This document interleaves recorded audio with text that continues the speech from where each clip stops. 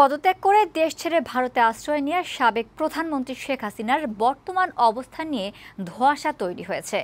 বর্তমানে তিনি ভারতেই আছেন নাকি অন্য কোনো দেশে পাড়ি জমিয়েছেন সে বিষয়ে অন্তর্বর্তীকালীন সরকারের কাছে নিশ্চিত কোনো তথ্য নেই। পররাষ্ট্র মন্ত্রণালয়ে মঙ্গলবার সাংবাদিকদের প্রশ্নের জবাবে এমনটাই জানিয়েছেন অন্তর্বর্তী সরকারের পররাষ্ট্র বিষয়ক উপদেষ্টা তৌহিদ হোসেন।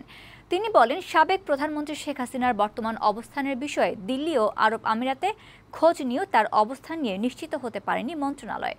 সংবাদ সম্মেলনে পররাষ্ট্র উপদেষ্টা আরও জানান, 5ই আগস্টের পর ভারতে পালিয়ে যাওয়া আওয়ামী লীগের বিভিন্ন নেতাকর্মী ও আমলা দেশে ফিরতে চাইলে তাদের ট্রাভেল পাস দেবে সরকার। এ সময় বাংলাদেশিদের জন্য ইতালির ভিসা জটিলতা দূর করার বিষয়ে কথা বলেন পররাষ্ট্র উপদেষ্টা। আমরা দিল্লিতেও খোঁজ করেছি, আমিরাতেও খোঁজ করেছি, কনফার্মেশন অফিসিয়ালি কেউ দিতে পারেনি। তবে আপনারা যেমন দেখেছেন, আমরাও দেখেছি যে উনি আজমানে সম্ভবত গেছেন, কিন্তু এটা রিকনফার্ম করার চেষ্টা করে আমরা সফল হই। তারা যদি দেশে ফিরতে চান তাদেরকে অবশ্যই ট্রাভেল পাস ইস্যু করা যেতে পারে থিওরিটিক্যালি, এবং তারা দেশে ফিরে আসতে পারেন। ট্রাভেল পাস শুধুমাত্র one way travel to Bangladesh.